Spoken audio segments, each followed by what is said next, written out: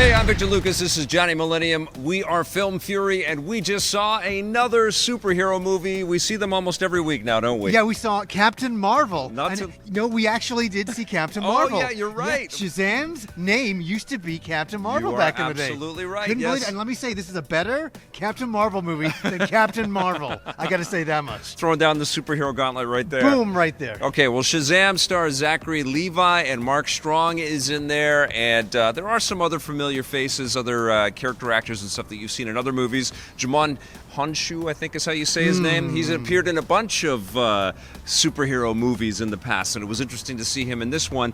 What did you think, apart from this being better than Captain Marvel? That was easy to do. What did you think of the Shazam film, this Captain Marvel This movie? is fascinating because I kept seeing all the trailers, and I'm like, oh, God, this is so cheesy. Yeah. A young boy, becomes Shazam, or Captain Marvel, Yeah. we'll say. And I thought, I don't know, I'm going to go in and see what it's like. I got to say, I thought it'd be stupid. Yeah. And it is.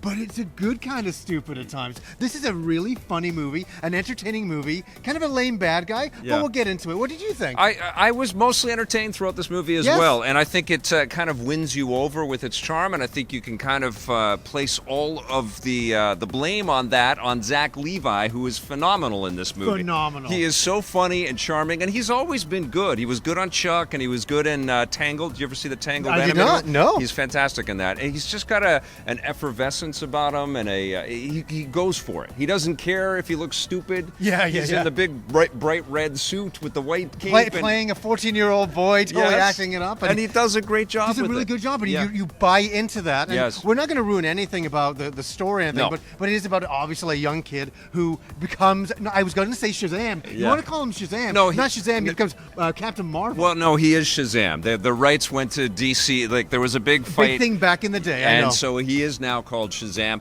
There used to be a show way back on the television. cartoon. I used to watch Well, that. there was a live action Shazam way back when. Yes. I saw that in Yeah, syndication I too. remember that, but I remember the cartoon. There was a cartoon as well. I read some of the books, and I've picked up some of the action figures, but I don't really know this mythology. No. And we've got Mark Strong in here as the villain, Dr. Shinawa, Mr. Forgettable, we've seen this kind of villain archetype before so many times. Yeah, I mean, he's lusting after the power of Shazam, he wants it. He basically gets told that he is the only one that could potentially beat him, so he has to beat Shazam, and he starts to figure out some of the secrets of this character. How old are you?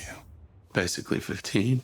And there is some good back and forth with the battles. I thought the effects were pretty damn cool. Yeah. But the villain is just pretty one note and predictable. And his henchmen around him, the creatures and all that, they're okay. I mean, some interesting effects. I thought that was all right. Did you see that? Yeah, you electrocuted a bus and almost killed these people. And then I caught it! If you're looking for like the superhero-ness of this movie, it's not completely thrown away, No. but it's certainly not the best superhero moments that we've seen, you know? It is honestly... Not the Avengers. No, but where this movie shines is the human characters. Yeah. And the kids in here. The kids are really... What? I like them. You don't like children? No, I like children. Don't start that rumor. I'm a big fan of kids, but I felt like some of these kids were a little too raw, and there's some takes in there where it just felt like they were looking at the camera, and Because they're little kids. I couldn't forgive it because so much of this movie is based so on us weird. loving these kids, and I thought of E.T. I thought of Yes, Spielberg. of course. Where we don't Goonies think or about something like that. Yeah. And those kids are so much more grounded and believable. And this family, this foster family that's forced on us, it's a rough opening for me. Like I was sitting there going, oh my God, I don't. This is a role reversal. I didn't really believe This it. is a role reversal because I thought you would love that, No. and I was going to hate it. No. And I was sitting there, I'm like, I should dislike this. I should not like this at all. But you know what? The family won me over. Well, I can't believe I'm I saying will that. say that probably some young kids would dig that sequence. They would project themselves into That's these totally, families. and that's it. But I didn't. Wow. Because I've seen better kid acting, and I've seen better movies that assemble a group of kids, and they just do it with a lot less effort, and it felt so forced, and like they were putting so much effort into making us care about this family. No kid at heart here. Until Zachary Levi pops in, and then all of a sudden it's like, oh my God, this movie jumps alive, and he was so phenomenal, and he does bring that family dynamic together. Yeah. He makes us start to care about the kids, and there's obviously some, nice surprises in store with that family as we go forward. I honestly, we're going back to, I thought I'd really dislike all those aspects. Yeah. Those ones won me over.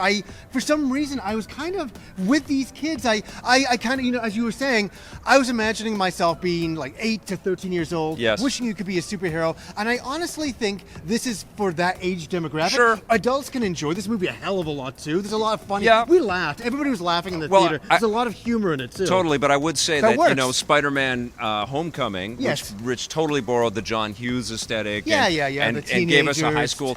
They did teenage a way angst. better job with that just a couple of years Well, ago, and I believed in those characters and those and There's the a lot and of the young people. kids in here, I know, like- and they mixed the age, which was kind of a risky bet with the way Right. that they put the story together, and it makes for an interesting dynamic when you're in the school because you see like these 6-year-olds and you see like these guys that are driving their trucks, and it's like, what kind of town is this? Well, And, it's like a multi, every yeah, age group is together. High school. It was It's a bit silly. weird. The whole movie is Yes, ridiculous. yes. It's about a kid that says Shazam becomes a superhero. This is what we're dealing with. I will say that I loved when the kid says Shazam. And Dude, there's an dude, me iconic too. moment when Yeah. he jumps off of the roof and he says Shazam and he goes, It's it powerful. sent chills down my spine. I felt the chills. Yes. Honestly, they were And- touching me. And actually, I like the main kid. The guy that plays Billy Batson was solid, and I like the kid that plays Freddy, who's kind of training yeah. Shazam, Yeah. except for all of the overt DC product placement that was in this thing. It was like slapping us over the head with every kid had a Batman backpack and a Superman